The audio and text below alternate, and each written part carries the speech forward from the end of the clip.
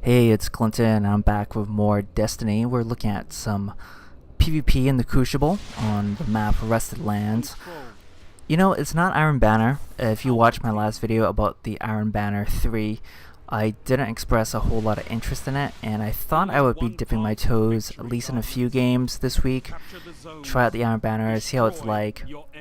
But honestly, after I took a look at what Lord Saladin had in the tower, I really wasn't motivated at all to even play a match. And it's kind of sad, but for me, I've gotten so used to the sort of extrinsic rewards. You know, I was kind of asking myself, well, what's in it for me to play Iron Banner and then grind stuff out? And I know there are players out there who are saying that it's a good opportunity to get some additional XP from those Iron Banner bounties to help level up their new gear and their new weapons since the changes in the economy and the release of the Dark Blow, and I think that's great. And also, if you're just a competition junkie and you want to play against the best of the best, Iron Banner is definitely the way to go. But for me, I'm a little bit more casual. I kind of do want to just sit down and relax a bit and just have fun, and that's why I just came back to playing the Crucible.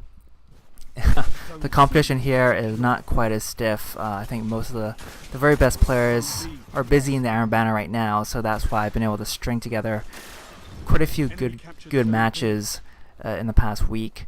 And so the match I'm having right now, at this very moment, is not going too well. I actually remember being quite frustrated for the first couple minutes in this match because I was playing very poorly, making very stupid decisions. And I was playing with one of my friends here, Troy Jameson, and I was just telling him, I can just tell this is going to be a bad game. Especially when you just saw me try to defend point C here, and I was just firing blindly into the air. There were like 2 or 3 targets in front of me. I was like, I'll just do what I can, just shoot in between all the valid targets sitting in front of my face.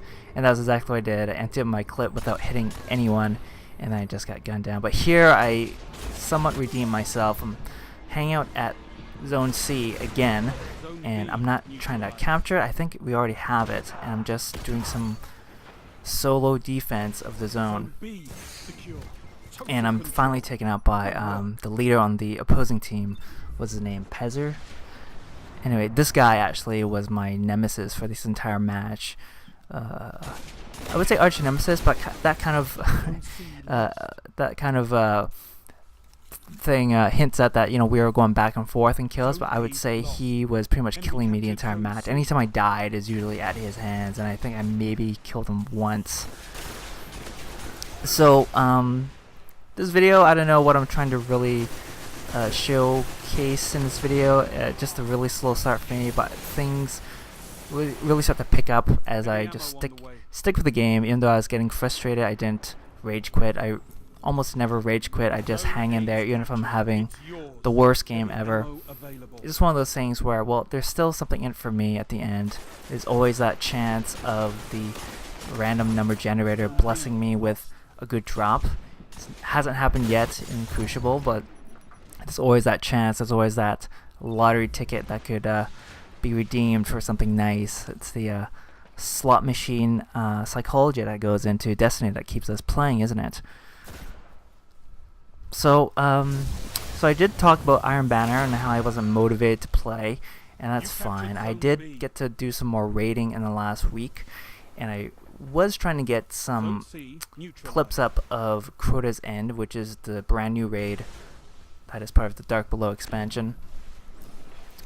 I haven't finished the raid yet. I've gone through the first part of the raid, and I would say it's fantastic. I would just play that part endlessly if I could. And I've gotten stuck. You know, I've gotten about halfway through the second part, which is a bit more puzzle oriented. The first part of the raid is just balls out action, and it's so fantastic. And I do have some good footage there and some general impressions I would like to share.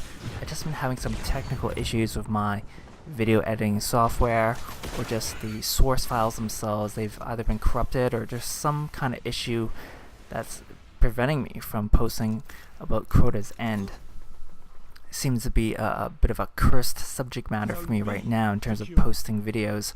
Hopefully by the end of this week, definitely before the end of this year, I should have some Crota's End content up on this channel for you.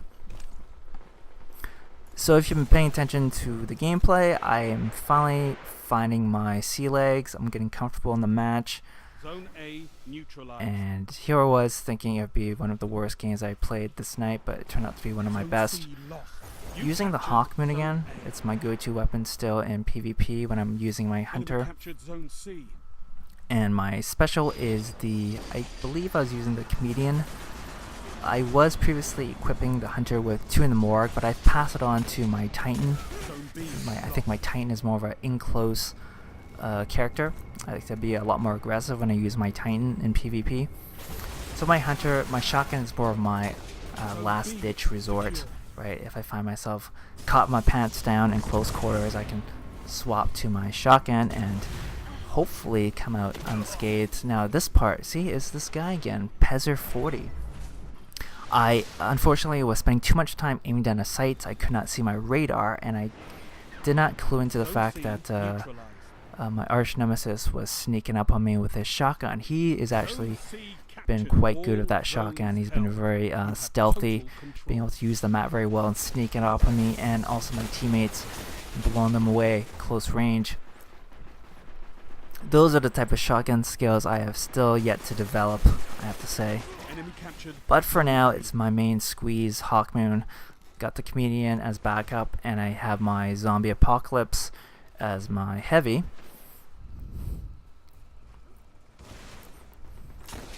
And here, yeah, this is a good little showcase of just the range and power of the Hawkmoon. The guy, I thought the guy was shooting back at me, but he was distracted, so that was pretty much a free kill for me. But if he had tried firing back at me with his auto rifle, it still wouldn't have been much good for him. I just had the accuracy and range advantage on him. Here this is one of my frantic golden gun exchanges. Thank goodness I have the Acryphage Symbiote.